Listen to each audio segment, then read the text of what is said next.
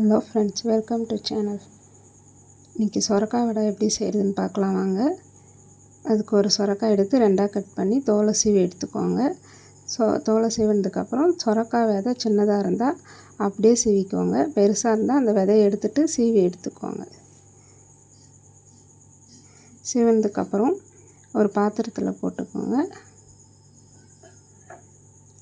4 வெங்காயம், பெரிய வெங்காயம் பொடி பொடியாக நறுக்கண்டு, 2 பச்சை மிளகா, தேவையான அளவு கருவேப்பிலை, கொத்தமல்லி,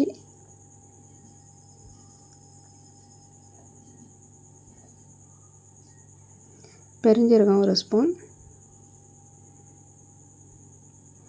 2 ஸ்பூன் சால்ட், 1 ஸ்பூன் மஞ்சள் தூள், 1 ஸ்பூன் பெருங்காயத்தூள், மூணுத்தையும் ஒன்றா போட்டுக்கோங்க.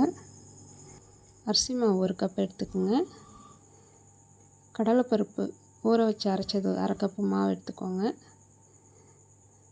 தண்ணி விடாமல் அரைச்சி எடுத்துக்கோங்க. தண்ணி விட்டிங்கன்னா மாவு தண்ணி ஆகிடும். ஏன்னா ஏற்கனவே சொரக்காயில் தண்ணி இருக்கும். அதனால் தண்ணி விடாமல் தான் மாவை பிசையணும்.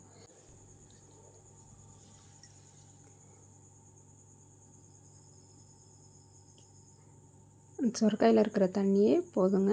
பாருங்கள், இந்த அளவுக்கு வந்துடுச்சு. இந்த தண்ணியே ஊற்றலைங்க. அந்த சொரக்காயில் இருந்த தண்ணி தான் இந்த அளவுக்கு பதம் வந்திருக்கு மாவு.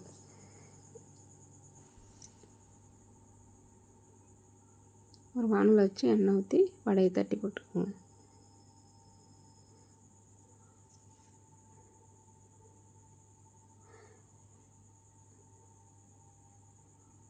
ஒரு கரண்டியை வச்சு நல்லா 2 சைடும் திருப்பி போட்டுக்கோங்க. வடை நல்லா செவந்து வந்திருக்கு பாருங்கள்.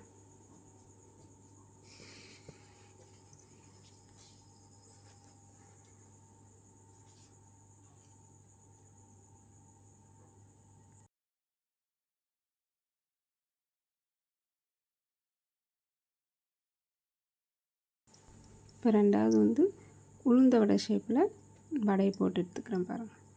நீங்கள் எப்படி வேணாலும் போட்டு எடுத்துக்கலாம். சொரக்காய் உடம்புக்கு நல்லதுங்க. பொதுவாக குழந்தைங்க சாப்பிட்றதுக்கு கொஞ்சம் கஷ்டப்படுவாங்க. ஆனால் நீங்கள் இந்த மாதிரி செஞ்சு கொடுத்தீங்கன்னா நல்லா சாப்பிடுவாங்க.